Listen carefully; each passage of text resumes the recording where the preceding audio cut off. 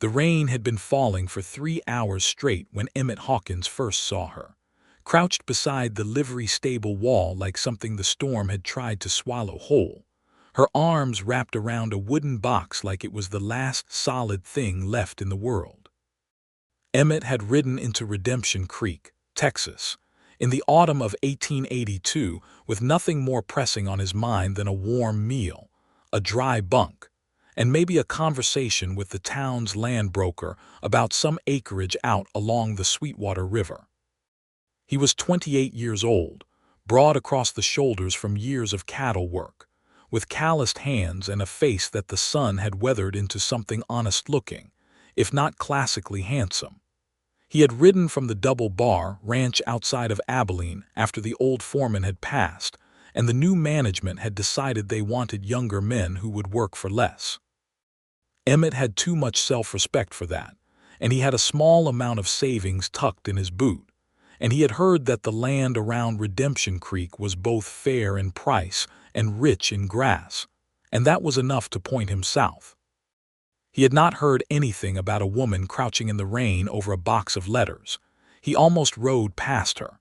The street was a river of mud, and the thunder had been rolling in from the west all evening, and his horse, a dependable roan gelding named Fletcher, was skittish and wanted the warmth of a stable. Emmett was leaning low against the wind when something about the shape of her stopped him. She was not hiding exactly, but she was not moving either, and the way her body curved over that box was so deliberate, so fiercely protective, that it made something in his chest go still. He pulled Fletcher to a stop. She had dark hair, soaked flat against her head and neck, and she wore a plain brown dress that had gone nearly black from the rain. She was young. He could see that even through the downpour, maybe 22 or 23, and she was shaking. Not from cold alone, he thought. There was something desperate in the shaking. Emmett swung down from the saddle. His boots hit the mud, and he tossed Fletcher's reins around the nearest post and walked toward her. She heard him coming and looked up fast, her eyes wide and dark and ready for something bad. She had the kind of face that would have been beautiful in any light, but right now it was streaked with rain, and whatever she had been crying before the storm grew loud enough to drown everything out. Her jaw was set hard. "I am not leaving," she said, before he even opened his mouth. Emmett stopped a few feet away and crouched down to her level, putting his hat between them and the worst of the wind. "I was not going to ask you to." She blinked. She had expected something else, he could see it. "You are soaked through," he said, "and so is whatever you have got in that box." "It is lined with oilskin," she said, quick and defensive, like he had accused her of carelessness. "They are dry."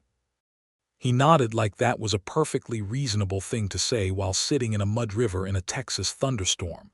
He did not ask what they were. He did not ask why she was out here instead of under a roof. He just looked at her for a moment, and then he said, "There is a boarding house 2 buildings down. I am going that direction. You are welcome to walk with me if you want." She stared at him. Rain ran off the brim of his hat and splashed between them. "Why?" she asked. "Because you are wet," he said simply, "and because I am wet, and that building is dry." Another crack of thunder rolled across the sky, and Fletcher made a low, unhappy sound behind them, and somewhere down the street a shutter banged loose and clattered against a wall. The woman looked at the box in her arms, then back at Emmett, and something in her expression shifted, some small internal negotiation resolving itself. "All right," she said. He helped her to her feet, not grabbing for her arm but offering his hand and letting her decide whether to take it. She took it. Her grip was cold and firm, and she pulled herself up with a kind of quiet dignity that told him she was not used to needing help and was accepting it under protest. They walked the 2 buildings through the mud and rain, and Emmett held the door open and she went through first, and that was how Emmett Hawkins met Belle Bishop. The boarding house was run by a heavy-set woman named Marta Grundy, who had opinions about mud on her floors and expressed them loudly. But she had rooms available, and she had a pot of stew on the stove, and after Emmett pressed $2 into her hand, she warmed up considerably and produced towels for both of them and pointed Belle toward the women's room at the end of the hall. Emmett sat in the small front parlor by the iron stove and peeled off his soaked jacket and hung it on the hook by the door, and accepted a tin cup of coffee from Marta with genuine gratitude. He could hear Belle in the hall, talking quietly, and he could hear the low murmur of Marta's voice softening, as whatever Belle said to her worked whatever magic it worked on people. When Belle came back into the parlor, she had dried her hair as best she could and wrapped herself in a blanket Marta had provided, and she was carrying the box against her chest still, holding it between her arms and her body like something precious. She had not set it down, not once, not even to dry off. She looked at him across the small room, and then she came and sat in the other chair near the stove and held out one hand, not toward him but toward the heat, and closed her eyes for a moment. "Thank you," she said. Her voice was different now, quieter, some of the defensiveness dissolved by the warmth. "For not asking." "You will tell me what you want to tell me," Emmett said, "and not a word more." She opened her eyes and looked at him, and he thought he saw something loosen in her, some tight coil of wariness unwinding by one single degree. Her name, she told him, was Belle Bishop. She was 23 years old. She had come to Redemption Creek from Savannah, Georgia, by way of a series of bad decisions and one truly catastrophic one, which was marrying a man named Harold Whitfield 3 years ago at the age of 20. Harold Whitfield was 51 years old and had presented himself as a merchant of good standing, and he had seemed, to a young woman with no father and a mother newly gone, like stability made flesh. He was not stable. He was controlling and cold, and had a temper that expressed itself mostly in cruelty of the particular kind that left no marks that anyone official could point to. He had, over the course of their marriage, sold most of the things her mother had left her, including a piano that had been in the family for 40 years, claiming the money was needed for the business. Belle had endured this because she believed she had no other options, and because Harold was very skilled at making women believe exactly that.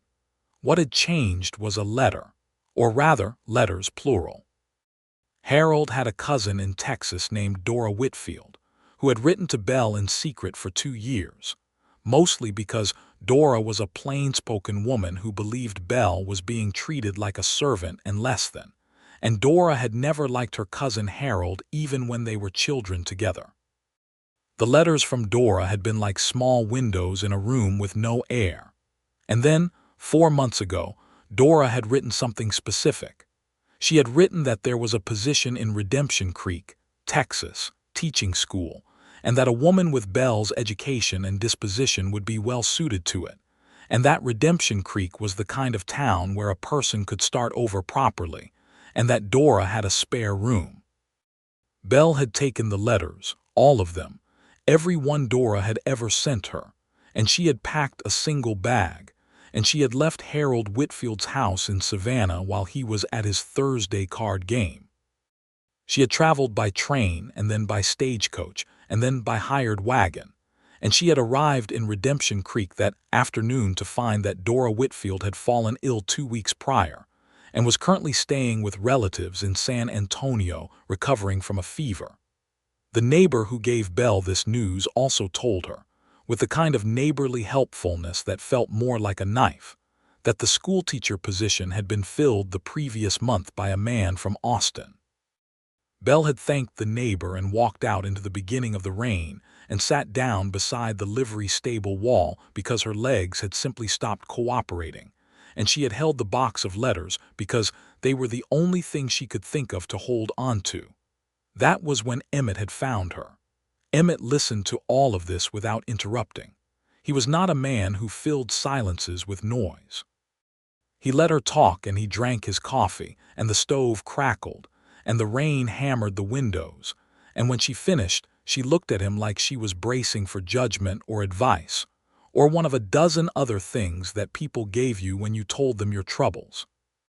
He said, "Dora sounds like a good woman." Belle blinked. "She is," she said after a moment. "She is the best person I have met in years.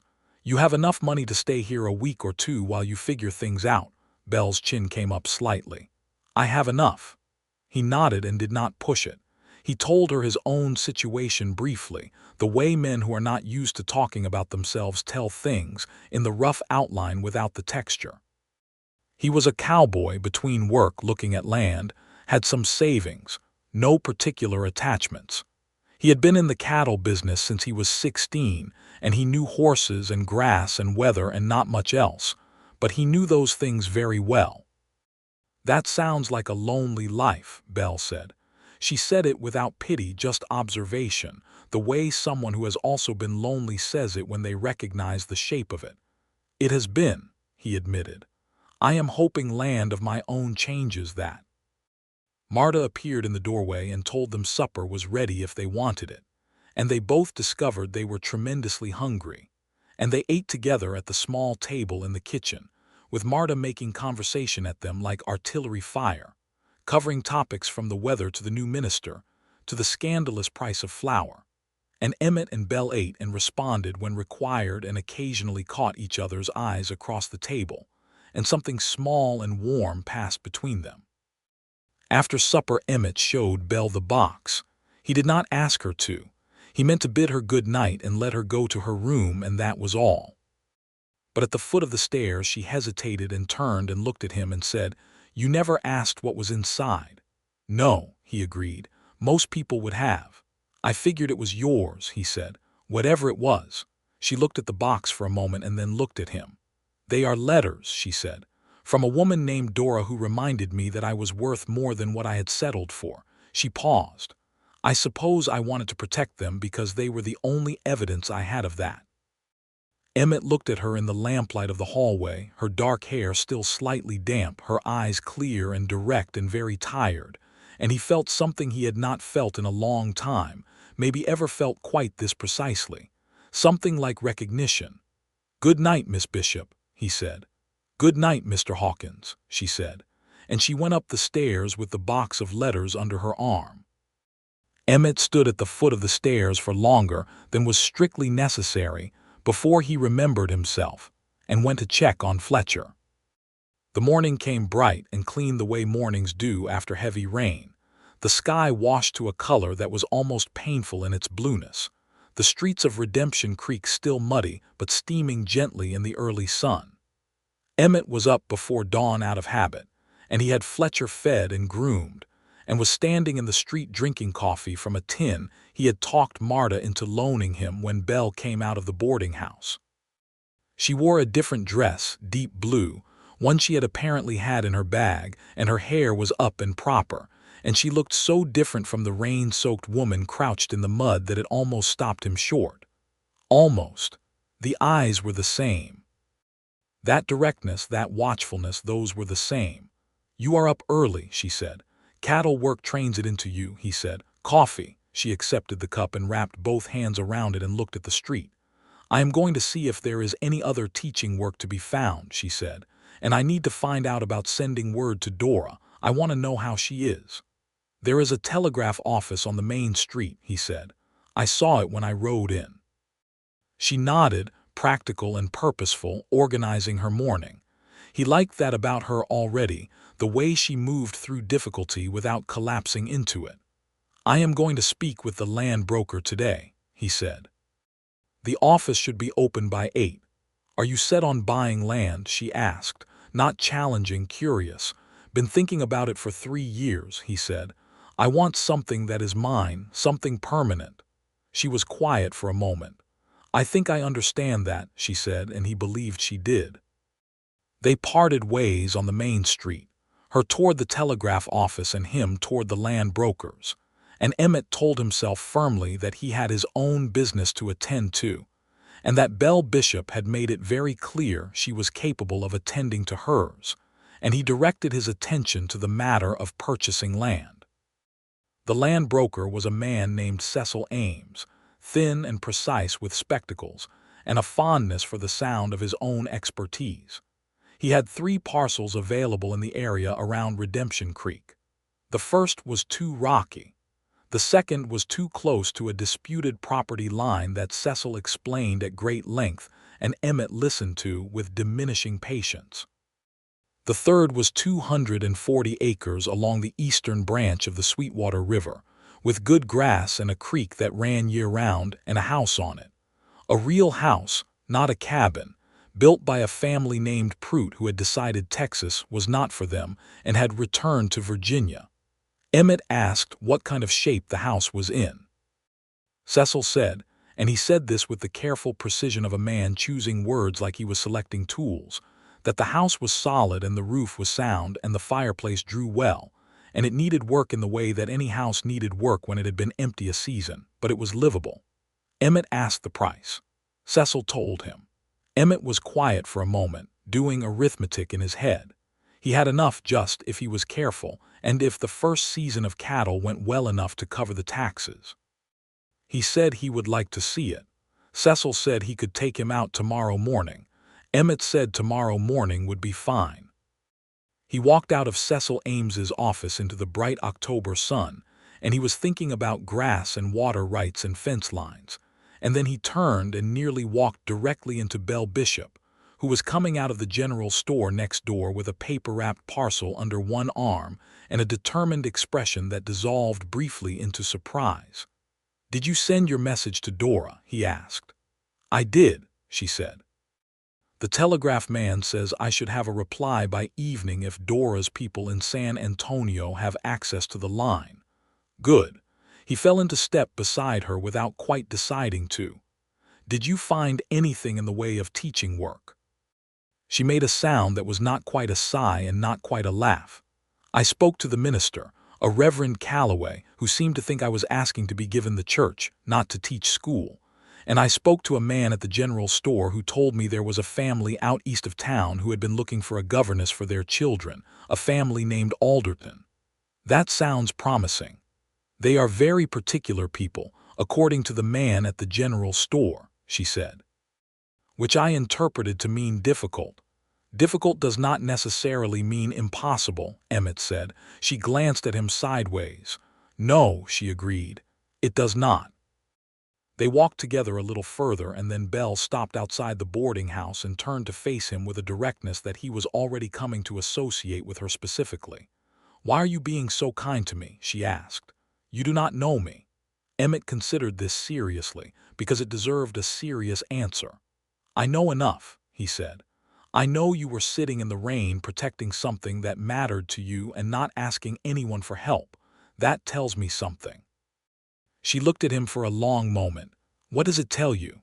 "That you are either very stubborn or very strong," he said. "Or both." The corner of her mouth moved, not quite a smile but close to it. "Harold used to say I was stubborn. He did not mean it kindly." "I do," Emmett said simply. She looked at him, and that something in her unwound by another degree, and then she smiled, a real one, full and a little cautious, like a door opening on a hinge that had not been used in a long time. "Thank you, Emmett," she said. She used his first name without seeming to notice she had done it. He noticed. "Good luck with the Aldertons," he said. The Alderton family was, as the man at the general store had implied, difficult. They lived on a prosperous ranch about 4 miles east of town, and the parents, one George Alderton and his wife Patricia, were the kind of people who had been comfortable for long enough that they had lost track of how to treat those who were less so. They had 4 children ranging in age from 6 to 14, and they had been through 2 governesses in the past year, a fact that Patricia Alderton mentioned with a sort of dissatisfied pride, as though it reflected well on her standards. Belle sat across from them in their parlor, which was large and a little overdone, and answered their questions with patience and precision, and did not let her face betray anything. She had been teaching herself to do this for 3 years of marriage to Harold, and she was very good at it now. Patricia Alderton asked Belle about her education. Belle told her. It was good. Patricia's eyes sharpened with interest. George Alderton asked about her previous employment.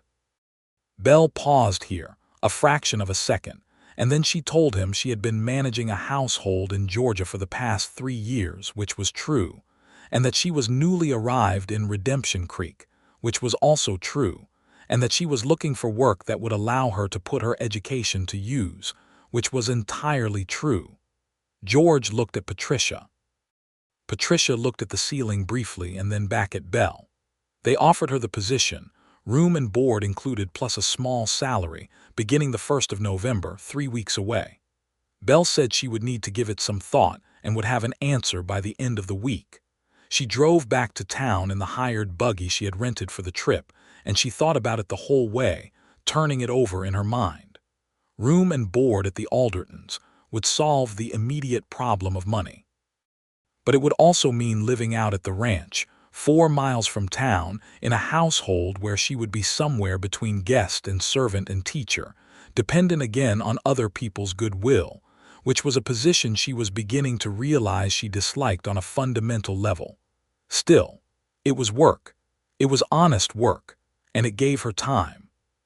She found Emmett at the boarding house when she returned, sitting on the porch in the late afternoon sun with his hat pushed back on his head, reading what appeared to be a surveyor's map with the focused attention of a man who had found something genuinely interesting. He looked up when she came up the steps, and his eyes took her in with a quiet care that she was not used to, being seen without being judged.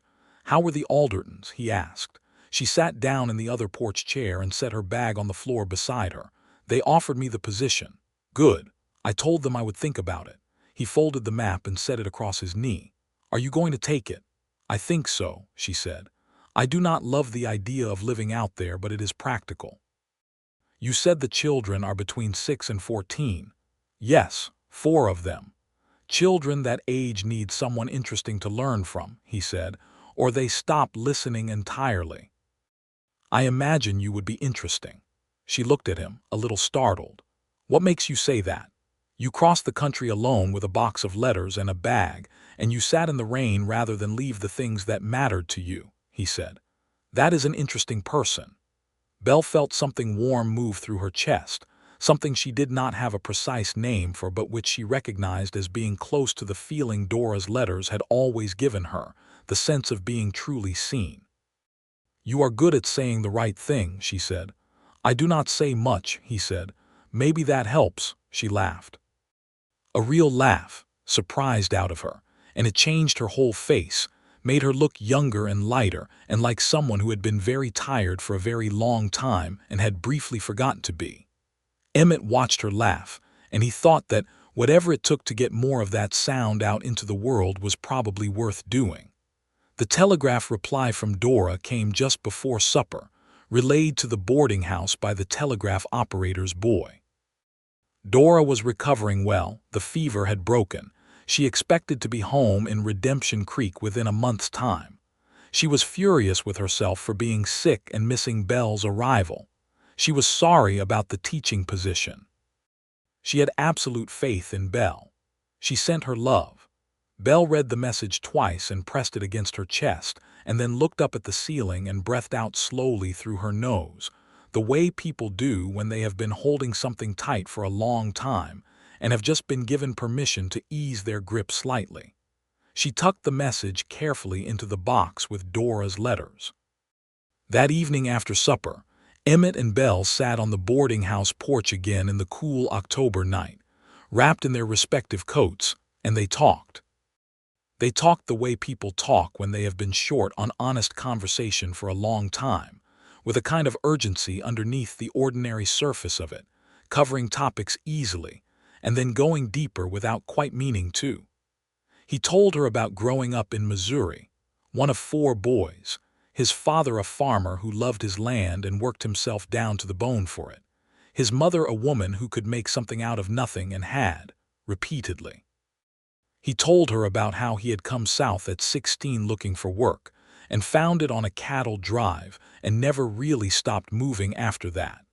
How the movement had been good at first because it meant he was never in one place long enough to feel the loneliness of it properly. She told him about growing up in Savannah with her mother, who was a school teacher herself, and who had given Belle a love of books and a belief in the importance of education that Harold had not been able to take from her, though he had tried in small ways. She told him about her mother's death, a fever quick and terrible when Belle was 19, and how the house had felt afterward like a room with all the furniture removed. "Harold seemed solid," she said, looking out at the dark street. "I was wrong about what solid meant."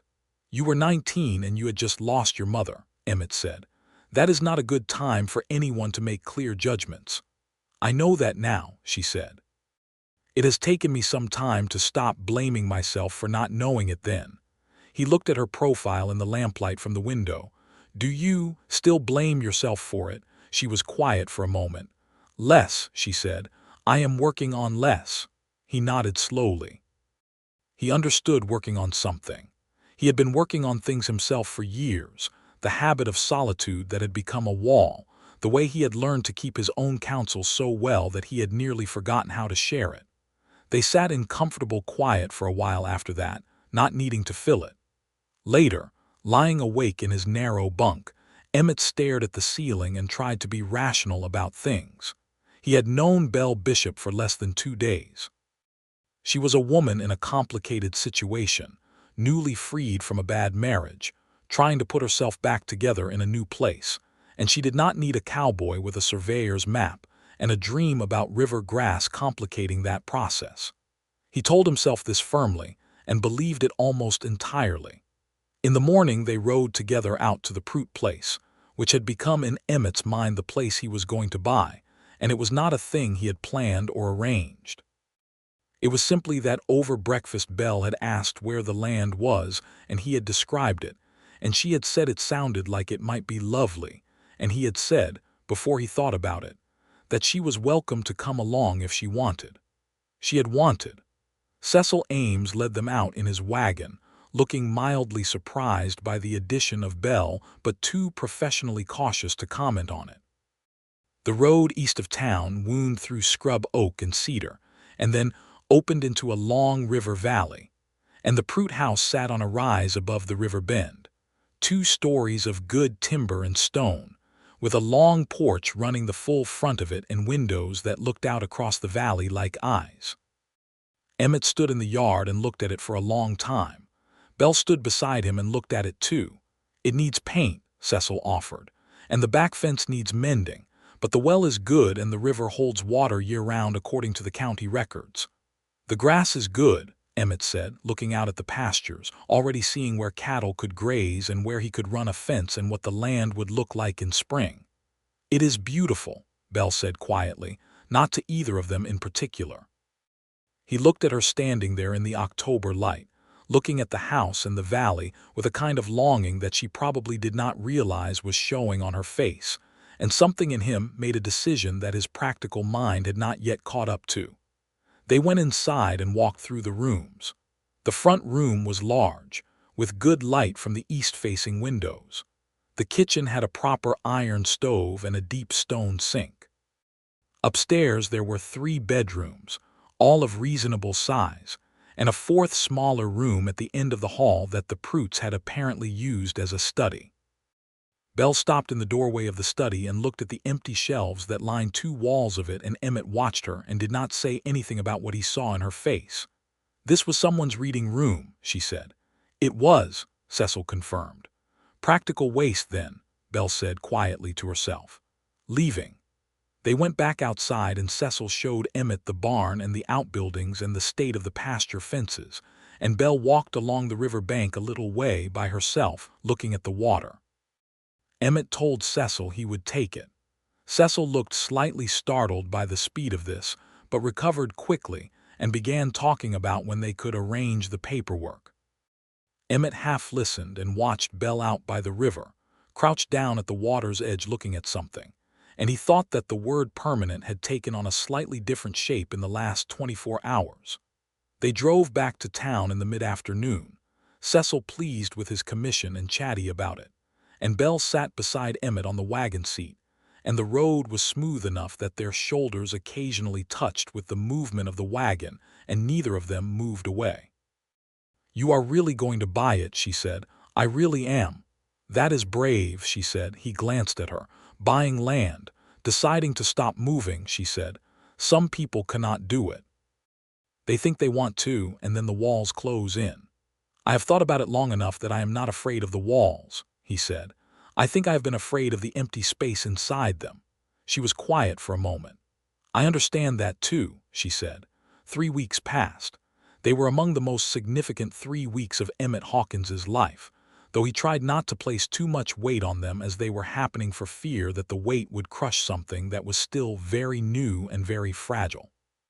He signed the papers for the Prout property and officially became a landowner, and the feeling of it was exactly as he had imagined and also completely different in a way he could not articulate, something physical and permanent settling into his chest.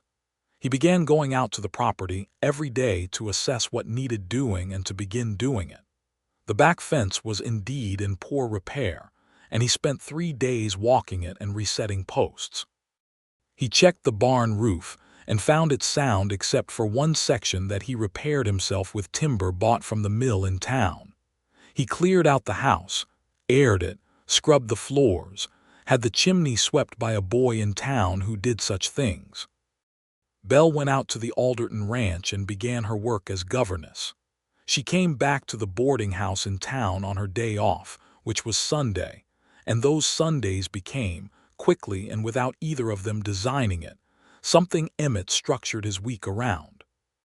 They would meet at the boarding house after church, which they both attended with the comfortable regularity of habit, sitting in different pews because they were not yet the kind of thing that required sitting in the same pew, and then they would walk and talk and sometimes eat dinner at the small restaurant that the Johnson family had established on Main Street, the food being good in an uncomplicated way that suited both of them. She was good at her work. He could see that in the way she talked about it. The Alderton children, particularly the oldest, a girl named Martha who was 14 and had a sharp mind that had been bored into sullenness by inadequate occupation, had taken to Belle with the enthusiasm of plants toward light. Belle had gotten Martha reading seriously, real books, not just primers, and was having conversations with her about what she read that evidently impressed even the particular Patricia Alderton. The younger children were harder work. The 2 middle boys, 9 and 11, were the kind of children who regarded any adult primarily as an obstacle course. But Belle talked about them with a combination of amusement and firm affection that told Emmett she was not being worn down by them. She was simply adapting. Tobias, the 9-year-old, she told him one Sunday afternoon in November, walking along the main street in a sharp, clear cold that had come down from the north overnight, threw a frog at me during arithmetic yesterday. Emmett kept his face very straight. "What did you do?" "I caught it," she said, "and I told him that if he was going to introduce living creatures into the classroom, they had better be able to contribute to the lesson. So he spent the rest of the arithmetic time calculating the average jump length of a frog and comparing it to the height of the school building." She paused. "He actually did very well on the calculation." Emmett let the laugh out then, and it felt good, genuine and unguarded, and she smiled at the sound of it. "You are going to be wonderful at this," he said. She looked at him with that careful, measuring quality she sometimes had. "Do you think so?" "I know it," he said simply. She looked ahead at the street for a moment and then said, "No one said anything like that to me for a very long time, about being good at something. Harold liked to point out what I was bad at." Emmett's jaw tightened slightly at Harold's name, a reflex he could not entirely suppress. He had heard enough about Harold Whitfield in pieces and fragments over these weeks to have formed a clear and unfavorable picture. He did not say so because he could see that Belle was working through it in her own way and at her own pace, and that what she needed from him was not his opinion of the man, but the opposite of the man. "He was wrong," Emmett said instead. She looked at him. "Thank you." Dora came home to Redemption Creek in the second week of November. She was a compact woman of about 50 with iron-gray hair and an expression of someone who had long since dispensed with time-wasting, and she came off the stage from San Antonio in a fury at herself for being ill and an equal fury at Harold Whitfield for being the kind of man who happened. And she embraced Belle on the street with a fierceness that Emmett, watching from across the street where he had positioned himself with careful casualness, recognized as the grip of someone who had been afraid they might not get to do this. He crossed the street when they had separated, and Dora turned to him with the evaluative gaze of a woman who had known too many unreliable men and was looking for all the usual signs. Belle introduced him, Dora looked at him for a long moment. "You are the one who found her in the rain," Dora said. "Yes, ma'am." "And you never asked what was in the box." He blinked slightly. Belle had clearly been thorough in her letters. "No, ma'am." Dora looked at him for another moment and then she said, "Good instincts," and apparently considered the subject settled. Emmett liked Dora Whitfield immediately. They all had coffee together at the restaurant, and Dora caught Belle up on several months of local news with the efficiency of a woman who has organized information all her life. And Belle laughed at several things and looked more relaxed than Emmett had yet seen her. The particular relaxation that comes from being with someone who has known you a long time and loves you anyway. He watched Belle and thought that all of this, the laughing and the ease and the way she looked when she was not managing herself carefully, was something he wanted to see continue for a very long time. He rode back out to the property that afternoon in a state of mind that could charitably be called distracted. He was in love with Belle Bishop. He had known it for at least 2 weeks and had been carefully not examining it in the way you carefully do not look directly at a fire you are not sure you have the right to approach. But sitting here in his kitchen, in the house he had cleaned and repaired and had begun to make into something real, he looked at it directly. He was 30 years old and he had been in love before, or something adjacent to it, but not like this. Not with someone he wanted to talk to about everything, not with someone whose laugh rearranged something in his chest, not with someone he caught himself imagining in the rooms of his house, and thinking that the rooms made more sense with her in them. But she was 3 weeks out of a difficult marriage, legally still in one, for that matter, because in 1882 in Texas, a divorce was not a quick or simple thing. She was in a new place trying to build a new life, and she was brave and careful, and she deserved to do that without anyone else's feelings pressing on her. He decided to be patient. He was patient for exactly 4 more days. It was not that something dramatic happened. It was a Wednesday, and he had ridden into town for supplies, and he stopped at the restaurant for dinner because Marta's cooking had been dispiriting that week, and Belle was there with Dora having supper on her evening out from the Alderton Ranch, and there was a spare seat at their table, and Dora waved him over with the manner of someone who does not really offer choices. He sat down. Supper was roasted beef and cornbread and good coffee. Dora talked about the letter she had received from the county about the proposed new schoolhouse, which she thought was both overdue and underfunded. Belle talked about Martha Alderton and the book Martha had finished the previous week and wanted to discuss.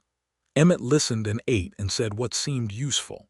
After supper, Dora announced, with the transparency of a woman who did not particularly care whether her transparency was visible, that she had a headache and was going home, and she kissed Belle on the cheek and shook Emmett's hand and walked out at a pace that did not suggest any headache whatsoever. Emmett and Belle looked at the empty table. "She is not particularly subtle," Belle said. "No," he agreed.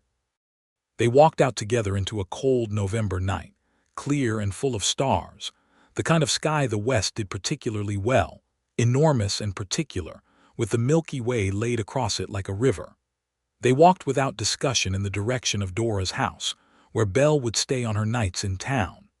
The houses on this street were small and set apart, and there was a big old pecan tree at the corner that had lost most of its leaves now and stood in the starlight like something sketched. They stopped at the pecan tree and Emmett turned to face her and she was already looking at him. "I want to say something," he said, "and I want to say it right." She waited. She had that stillness about her, the kind that came from being very present. "I'm not going to put any pressure on you," he said. "I know that your situation is complicated and I know that you have had a hard several years and that you are doing important work right now and putting your life together on your own terms. And I respect that entirely." He stopped, found the words. "But I would rather tell you the truth than have you not know it, and the truth is that I have fallen in love with you. Not in a rushing way, in the way that feels like finding something you did not know you had lost." She was very still. "You do not have to say anything back," he said. "And things do not have to change. We can go on having Sundays and coffee and talking about frogs in arithmetic class. I just could not leave you not knowing." The silence that followed was about 10 seconds long and felt significantly longer. Then Belle said, "I am going to need to tell you something too." He waited. "I was afraid of this," she said. "Not of you. I want to say that clearly. Not of you specifically. I was afraid of feeling this because the last time I felt something like the beginning of this and acted on it, I made a terrible mistake. And I have been telling myself that I was done making decisions based on feelings and that I needed to be practical and careful and build something on my own terms before I let anyone into any of it." She paused. "But the thing about you is that you have never once tried to come into anything. You have just been there, on the outside of it, steady. And I find I have let you in anyway without noticing I was doing it." He looked at her in the starlight. "I think I am in love with you too," she said, "and that terrifies me if I am honest." "I know," he said. "I am a little terrified myself." She looked up at him. "You do not seem it." "I am very good at seeming solid," he said. "You mentioned it." She laughed at that, a small breathless laugh. And he took one step toward her and she took one step toward him and he held out his hand, the same way he had offered it to her in the rain that first night. And she took it, and he folded his fingers over hers and they stood under the bare pecan tree in the November dark, and it was very quiet and very cold and very right. He walked her to Dora's door. He did not kiss her. He thought about it, and then decided that some things deserved a little time to settle before you moved toward the next one. He squeezed her hand before he let go of it. "Sunday," he said. "Sunday," she agreed.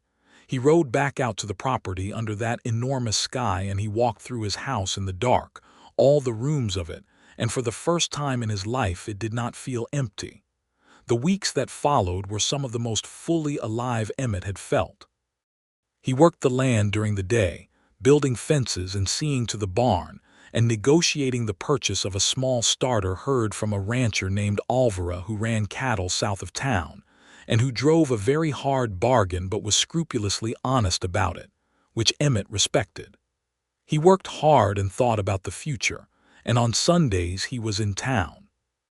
The Sundays became the axis everything else rotated around.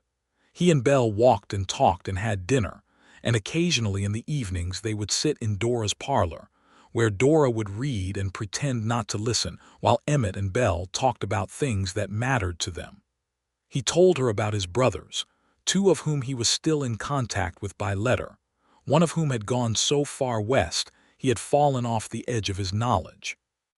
He told her about a horse he had loved when he was 17, a buckskin mare that had been the finest animal he had ever worked with.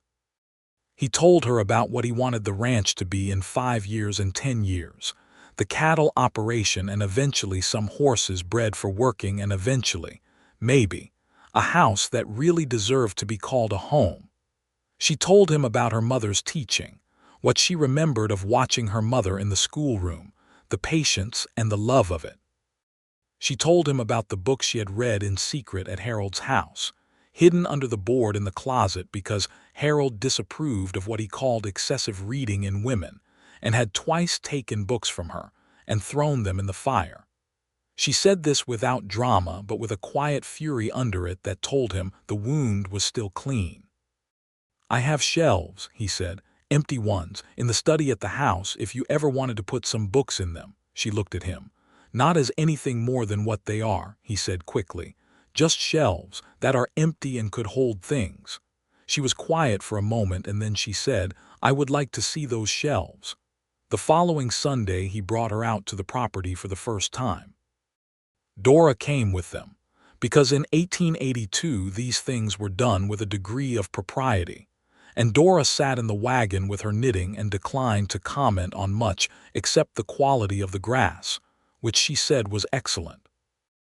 Belle walked through the house slowly, touching the walls the way you touch something to check if it is real.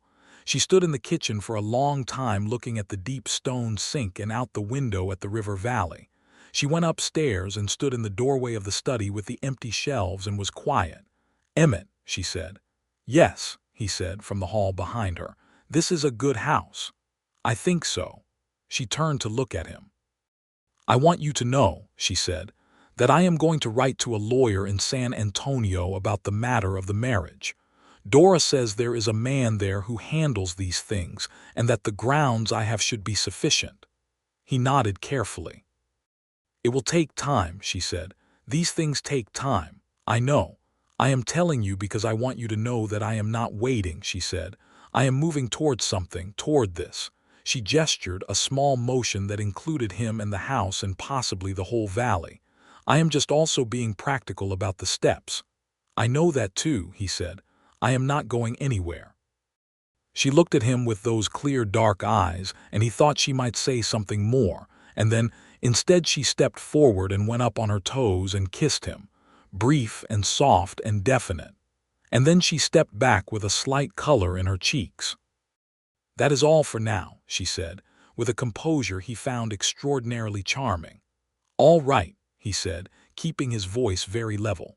Dora's voice came up the stairs with the timing of someone who had been listening regardless of what she had claimed earlier.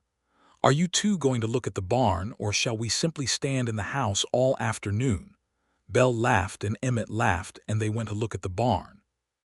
December came down cold and clear, and then warmer for a week, and then cold again, the way Texas weather moved, indecisively but with conviction.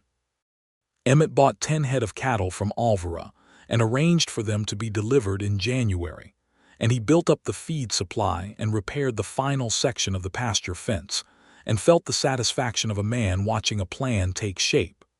He also, carefully and without hurry, made certain that the house was ready for winter, that the fireplaces all drew properly, and the windows fit tight, and the cellar had enough provisions in it to manage a bad season. He did these things with Belle in mind even when he was not saying so, making the house into something that could hold a life, a whole one, not just a bachelor's necessary minimum. Belle's letter to the lawyer in San Antonio went unanswered for 2 weeks, and then came back with a response that was businesslike and not unkind. The lawyer said the case was not simple, but it was manageable. That desertion combined with evidence of a controlling and damaging marriage could form the grounds for a petition, and that it would take perhaps 6 to 8 months. He wanted a retainer. The number he named was considerable.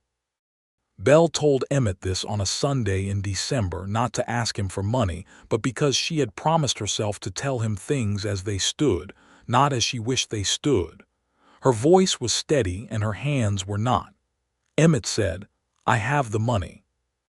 She looked at him sharply. "Emmett." "I have it," he said. "I was very careful with what I spent on the land. I cannot take your money." "It is not for you to take," he said. "It is for me to spend on something important." She stared at him. "You are not my husband." "I know," he said. "I am your friend, and I would like for you to be free because that matters to me and because it will be better for both of us." He paused. "You can pay me back if you feel strongly about it. Every cent." She looked at him for a long time with an expression he could not entirely read, and then she said, "I will pay you back, every cent." "All right," he said. She reached across the table and put her hand over his. "Thank you," she said. He turned his hand over and held hers. "You are going to be free," he said. "That is all." She held his hand and looked at the table, and he could see her working through something inside herself, some long-standing belief about what she was allowed to accept from people, about whether help was safe to take or whether it always came with conditions attached. He waited while she worked through it, and he did not rush her, and after a while she looked up at him. "I believe you," she said, and it was clear she meant more than just the money. He wrote the draft that afternoon, and she sent it to the lawyer in San Antonio the following morning. The 6 to 8 months started then. They both knew it, and neither of them said it directly, but it was there between them, a horizon they were both facing. Christmas in Redemption Creek was a quiet affair, as befitting a small town, but not unwelcoming. There was a church service on Christmas Eve that was well attended, and a community meal at the church hall on Christmas Day that Marta Grundy organized with military efficiency. Emmett came in from the ranch and Belle came in from the Aldertons, and they sat together at the church meal with Dora on one side and the town doctor, a young man named Edward Marsh who had come from Philadelphia and was still slightly dazed by Texas, on the other. After the meal, Emmett walked Belle to Dora's house, and they stood on the porch, and he gave her the gift he had brought, wrapped in brown paper, which was a book, a collection of essays on natural history that he had ordered from a bookseller in Austin, because he had remembered her saying once that her mother had loved natural history and had owned a book of that kind that Harold had sold. She unwrapped it and held it for a moment and then looked at him, and her eyes were bright in a way that had nothing to do with the cold. "How did you know to find this?" she asked. "I wrote to the bookseller," he said, "described what I was looking for. It took 3 tries. She held the book against her chest the same way she had held the box of letters that first night, and he felt something tighten in his throat. She gave him a gift too, carefully wrapped, which turned out to be a pair of gloves she had stitched herself, leather with a wool lining, the kind of work that took real time and real care, and the stitching was fine and even, and they fit him perfectly. "How did you know the size?" he asked. "I looked at your hands," she said simply. He put them on and they were warm and well-made, and he thought he might wear them every day for the rest of his life. He kissed her on the cheek on the porch of Dora's house on Christmas night, and she turned slightly so the kiss caught the corner of her mouth instead, which he thought was not accidental. "Merry Christmas, Emmett," she said. "Merry Christmas, Belle," he said. January brought the cattle, 10 of them, solid stock that Alvarez's men drove out with professional care, and turned into the pastures while Emmett watched and counted and checked each animal with the practiced eye of someone who knew cattle. The animals were healthy and he was pleased, and that evening he sat on the porch of his house in the cold, clear dark and listened to them moving in the pasture, and felt something that he had been working toward for years, something that had no precise word but was close to peace. He wrote to his brother Calvin in Kansas about the ranch, a long letter, the longest he had written in years, describing the land and the cattle and the house, and careful with the words, something of Belle. Calvin wrote back in his characteristic brief, but direct style, saying that if Emmett had found a good woman and a piece of land that suited him, he should stop overthinking and get on with things, which was not advice Emmett had asked for, but which he found none the less useful. Belle's work with the Aldertons continued and deepened. Martha Alderton had become genuinely attached to her, and the 2 younger boys had settled into a kind of contested respect, and even the youngest child, a girl of 6 named Clara, who had been extremely shy at Belle's arrival, now ran to her in the mornings with things to show her. Patricia Alderton, for all her demanding exactness, had admitted to Dora at a social event that Miss Bishop was the best thing that had happened to her household in years. Belle told Emmett this with a modest dismissiveness that did not quite hide how much it meant to her. "You should not dismiss it," he told her. "Building that from scratch in a household like that one is not a small thing." She looked at him over her coffee cup. "You sound like Dora." "Dora is generally right," he said. She smiled. "She likes you, you know, Dora. She told me you were one of the few men she had met who had the sense to know when to stop talking." "That is the nicest thing anyone has said about me," he said, and she laughed, and there was the sound again, the one that rearranged things. February brought a cold snap that was serious, the kind that killed cattle if you were not prepared for it, but Emmett was prepared. He had built up the feed, and he spent 3 days barely leaving the barn, tending the animals through the worst of it, cold to the bone and tired and doing what needed doing.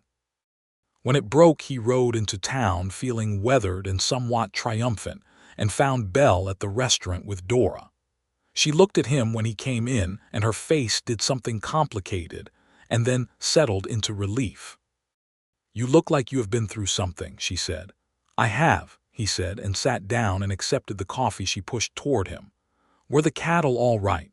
"All of them," he said. "Not a single loss." She looked at him with something in her face that was not just relief, and he saw it, and she knew he saw it, and neither of them made a particular thing of it, which was a kind of intimacy all its own. Dora looked at her coffee cup very intently. Spring came in March, or the beginning of it, still cold at night but the days warming and the river running high with snowmelt from the hills, and the grass at the ranch beginning to green up in a way that made Emmett walk through the pastures every evening just to see it. He had been thinking, carefully and from every direction, about his next step. He was not a man who moved without thinking, but he was also learning that being a man who thought too long was its own kind of failure. He knew what he wanted. He believed she wanted it too. And the legal matter in San Antonio was moving. A letter from the lawyer in February had said they were making progress. He asked Dora for her advice. He did this because Dora had known Belle far longer than he had, and because Dora was not given to sentimentality that would lead her to tell him what he wanted to hear. Dora heard him out in her sitting room with her hands folded in her lap and then said, "You want to know if it is too soon?" "Yes," he said. "The answer is that I do not know," she said, with an honesty that he appreciated. "Belle is not fragile. She is one of the strongest people I have known. But she has been careful since she got here in a way that is about more than practicality. She is making sure she trusts her own judgment again." Dora paused. "The question you need to answer is whether you are asking her because you are ready or because she is ready." He thought about that for a while.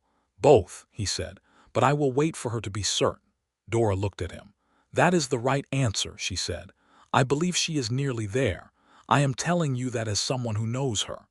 He nodded and thanked her and went home and waited, which was easier said than done, but which he did because she was worth doing it right. The letter from the San Antonio lawyer came in April. It had been 7 months.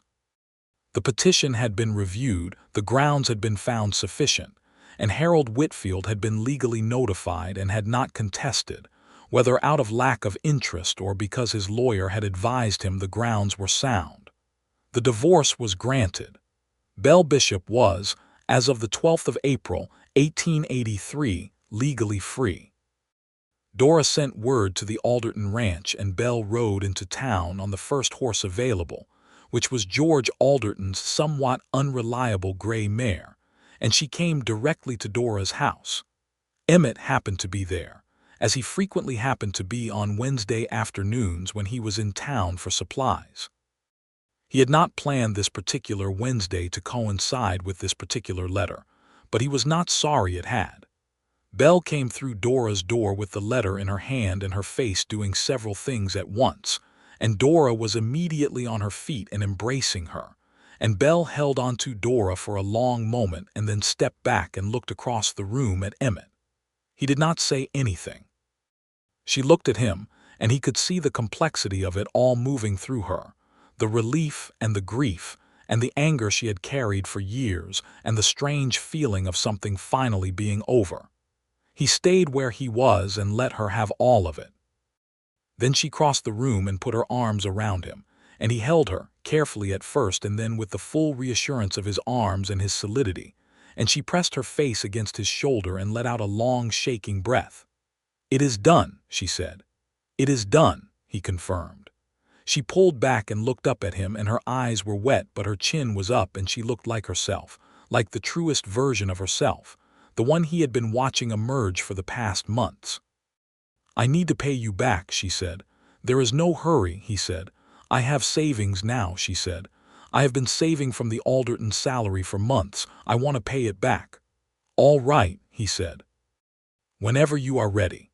She paid him back the following Sunday, every cent, presented in an envelope with a receipt she had written out herself, and the formality of it was somehow exactly right, a completion of something, a closing of one set of books so another could be opened. May came warm and fast, and the ranch was doing well, the cattle gaining weight in the good spring grass, and Emmett was thinking about adding more stock and possibly 1 or 2 good horses for working. He spent long days at the ranch, and the evenings were warmer now, and he would sit on the porch after dark and listen to the night sounds, the cattle and the frogs down at the river, and the mockingbirds that nested in the cedar near the barn. And he was content in a way he had not been before, but the contentment had an incompleteness to it that he knew precisely the shape of. He asked Belle to come out to the ranch on a Saturday in the middle of May, just her, not Dora, which was a small but significant deviation from the usual arrangement. He told her he wanted to show her something. She arrived in the early afternoon on a horse she had borrowed from the Aldertons, a reliable bay who carried her with a smooth, easy gait, and she came up the lane to the house looking relaxed and lovely in the May light, and Emmett came off the porch to meet her. He showed her around the property the way he had been seeing it in the spring, the pastures full and green, and the cattle settled into them, the barn now well organized, the kitchen garden he had started behind the house with vegetables that were already coming up in good rows. He told her his plans for the next year and the year after, the horses he wanted, and the additional pasture fence, and eventually a bigger barn. She walked beside him and listened and asked questions that showed she had been paying attention not just today but all the months, and he felt the rightness of her there, the way the place fit her or she fit it, he was not sure which. They ended up on the porch in the late afternoon, the sun going west toward the hills, the valley below them gold in the light and the river catching it and throwing it back. "Belle," he said. She turned to look at him. He had thought about how to say this.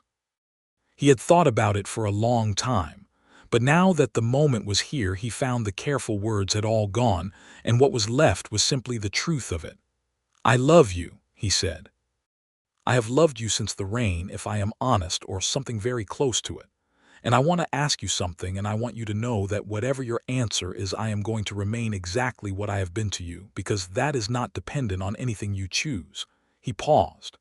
"But I would very much like to know whether you might want to be here, not just visiting, here, as my wife, on this land that I think you love almost as much as I do, in this house that has those empty shelves."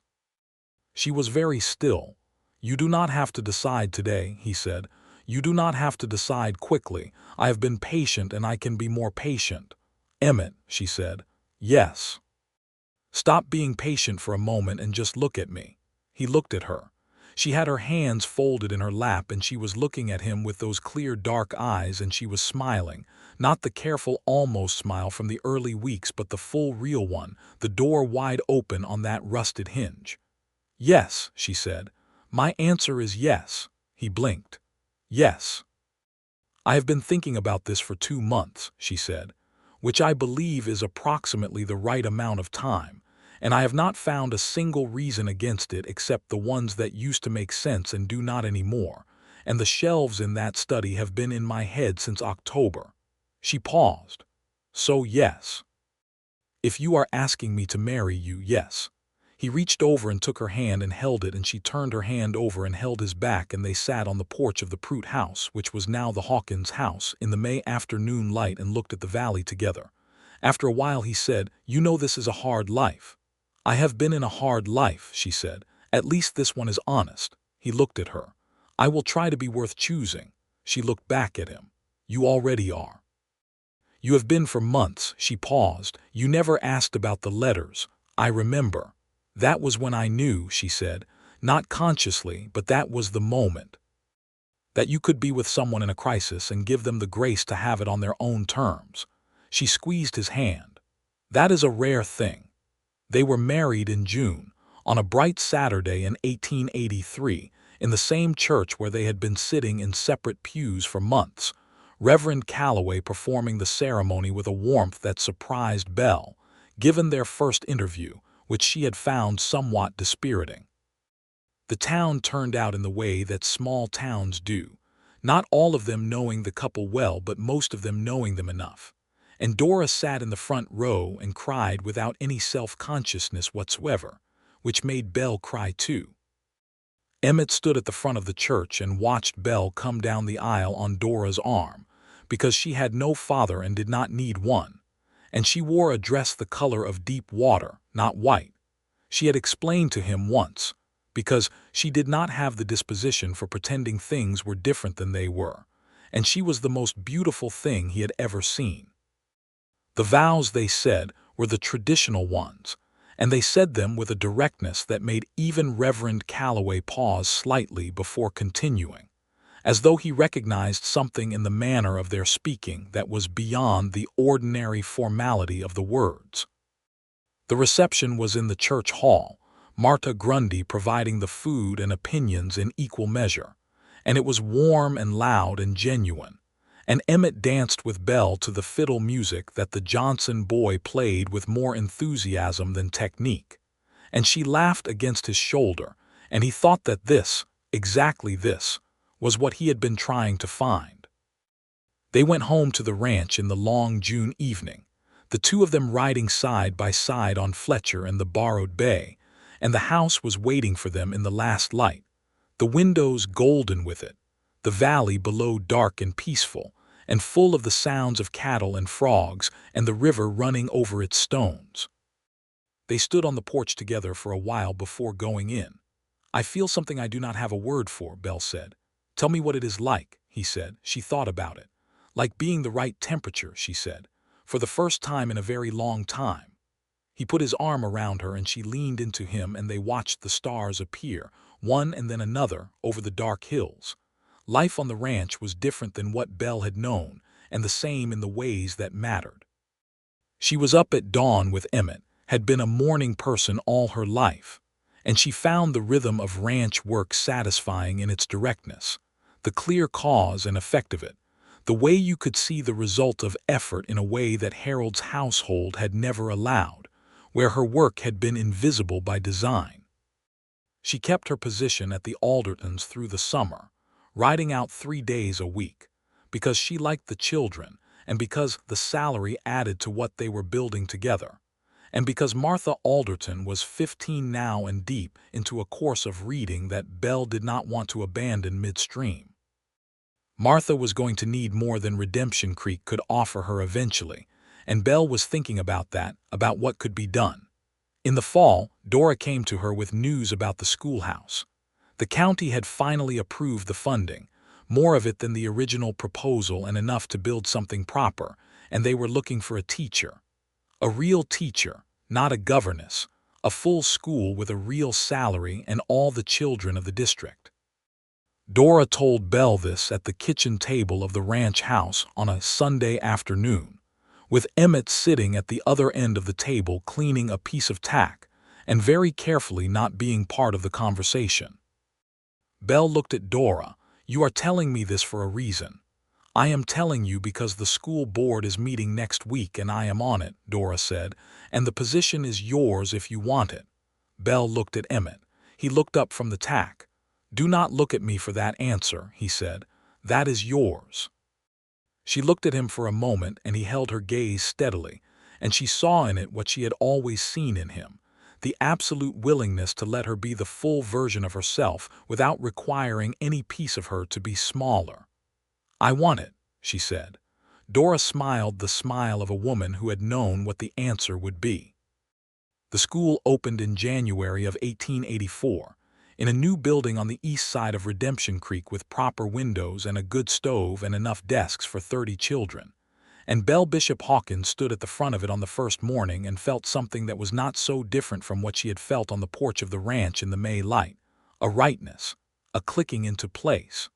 She had placed Dora's letters, the whole box of them, on the shelf in the study at the ranch house. She had kept them in the box, lined with oilskin, because they were what they were and they deserved to be kept whole. But the study had other things in it now. The book Emmett had given her at Christmas and its companions, ordered from the Austin bookseller over the months, and the natural history volumes that she and Emmett read together in the evenings by the fire, and the lesson plans she was developing for the school laid out on the desk, and the whole room smelled like paper and lamp oil, and the cedar that the house was partly built from. It was the reading room she had wanted for as long as she had known she wanted one. Emmett added cattle in the spring, building the herd carefully, and he took on 2 hands to help with the work, young men from town who were competent and reliable, and the ranch was operating with the quiet efficiency of something that has been properly planned. He had begun talking to Alvara about horses, which Alvara knew more about than cattle if you could believe it, and the first breeding pair came in March, a solid mare, and a stallion of good temperament that Emmett had ridden 3 times before buying him and declared satisfactory with the brevity of a man who trusted his own judgment about horses. In April, Belle told him she was expecting a child. She told him in the kitchen after supper, while he was having his evening coffee and she was grading papers from school, and she said it quietly and directly in the way she said important things, and he set the cup down and looked at her, and then he stood up and went around the table to her and knelt down beside her chair the way a man does when he has run out of any other response and just needs to be closer to something real. "A baby," he said. "A baby," she confirmed. "In October, I believe." He put his hand over hers on the table. She put her other hand over his. "Are you all right?" he asked. "I am very well," she said. "I feel extremely well. I just wanted you to know." He looked at her. She was smiling at him with that full real smile, and her eyes were bright, and she was holding his hand, and he thought that his heart had no more room to be fuller than it already was and was apparently proving him wrong. "Dora is going to be unbearable," he said. Belle laughed. "She is going to be absolutely insufferable," she agreed. "I cannot wait to tell her." Dora was, in fact, insufferable in the best possible way. She arrived at the ranch the following Sunday, having somehow already known, because Dora Whitfield had a network of information that would have impressed a military general, and she had brought a quantity of wool for knitting and a bottle of good sherry for celebration, and she sat in the kitchen and talked about the baby with the authority of someone who had very strong opinions about everything, including matters she had not personally experienced. The summer passed warm and full, and the school was in recess, and Belle spent time at the ranch being what she described as genuinely useful, and what Emmett described as impossible to slow down regardless of his attempts. She learned to bake bread that came out right consistently, which pleased her greatly as a problem solved. She started a kitchen garden more ambitious than his original one, and it produced astonishing quantities of things, testament to the river soil and her refusal to do anything halfway. She read in the evenings, and she and Emmett read to each other sometimes, taking turns with the natural history volumes. And when she read aloud, her voice had the warmth and cadence of her mother's teaching in it, and he told her so once, and she was quiet for a while after that. A good quiet. The cattle herd grew, and the horses proved to be excellent, the mare producing a foal in July that Emmett declared one of the best-looking animals he had seen in years. Belle had an opinion about the foal's name that differed from Emmett's, and they negotiated with good humor for 3 days, and the foal ended up with a name that satisfied neither of them completely and both of them just enough. The baby came in October, on a cool, clear night that seemed appropriate in its timing, almost exactly 1 year after Emmett had found Belle crouched in the rain. It was a boy, dark-haired like his mother and with his father's steady brown eyes, and Emmett held him in the first hour with the careful reverence of a man who has been doing hard physical work for 12 years and has just understood what fragile truly means. They named him Thomas, for Emmett's father, with the middle name James, for Belle's grandfather, who she had known only through her mother's stories. He was Thomas James Hawkins, and he was loud and healthy and perfect. Dora came and stayed for the first week, sleeping in the small room next to the study, and proved that she had opinions about infant care as well as everything else, which Belle accepted with affectionate patience and Emmett with straightforward gratitude, because he was willing to accept competence wherever he found it. The school reopened in January with Belle back at the front of it, Thomas in the care of a capable woman from town named Rosa Garza, who had raised 7 children of her own, and whose calm in the face of infant chaos was legendary. Rosa came out to the ranch 3 days a week, and Belle taught school, and came home to the ranch in the evenings, and the arrangement worked with the smooth practicality of something designed by 2 people who were honest with each other about what they needed. Martha Alderton graduated from Belle's tutelage at 17, and Belle, with considerable determination and the assistance of a letter-writing campaign that lasted 3 months, secured her a place at a women's seminary in Austin. The day Martha left on the stage, she embraced Belle in front of the whole town with the fervor of a young woman who knows she has been given something important and is not sure yet how to say thank you adequately. Belle held her and told her to write and to read everything and to argue with anyone who told her what she could not do. Martha wrote regularly. The letters were good.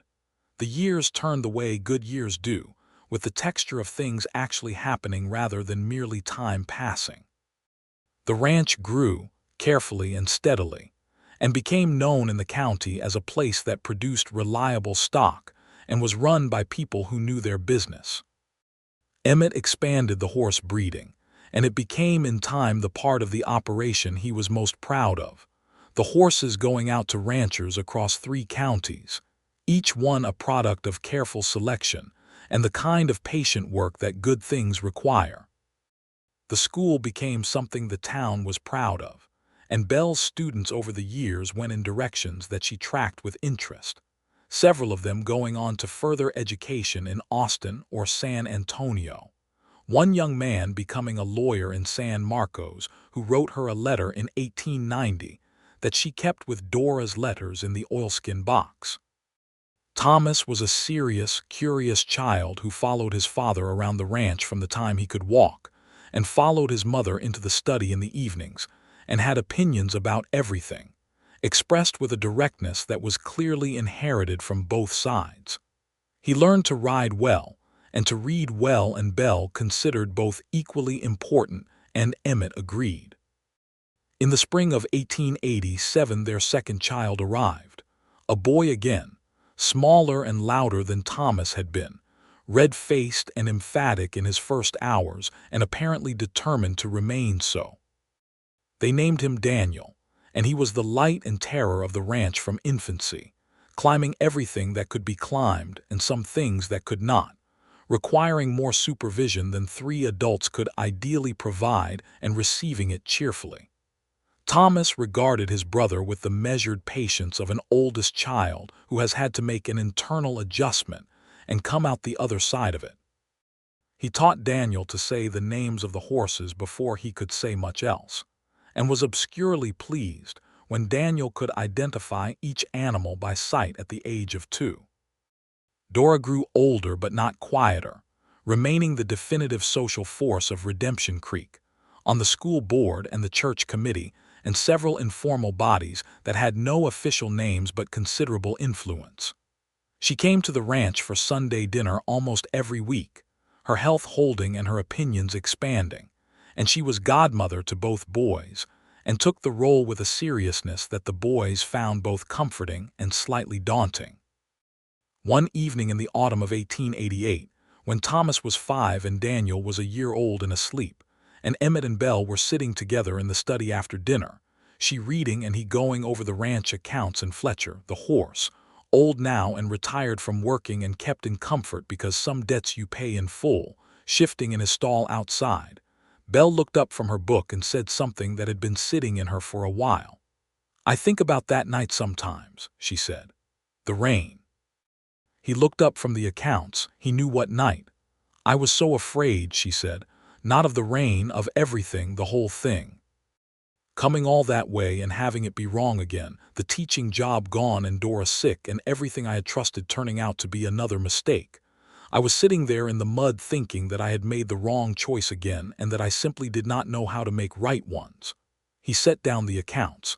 "And then you came and crouched down in the rain next to me," she said, "at my level, and you did not ask about the box." "I remember," he said. "You just offered to walk me somewhere dry," she said. "The smallest possible thing, just that much." He looked at her. "I think about how close I was to saying no," she said, "to saying I was fine and sending you away. I almost did." "I know," he said. "I saw you thinking about it," she smiled. "What would you have done if I had said no?" He thought about it. "Stood there in the rain for a little while more," he said. "Made sure you were all right, then gone." "You would have gone," she said, not as accusation, just confirmation. "I would not have pushed," he said. "I am not built for pushing." "I know," she said. "That was the thing." She looked at him across the small, warm room, the lamp between them, the books on the walls, the box of letters on the shelf where she had placed them, the sound of the ranch outside and the boys asleep down the hall. The very thing I was most afraid of, that no one would ever see me and give me room to be seen, was exactly what you did, without knowing that was what you were doing." Emmett was quiet for a moment. "I just saw a woman in the rain who needed room," he said, "and I had some to give."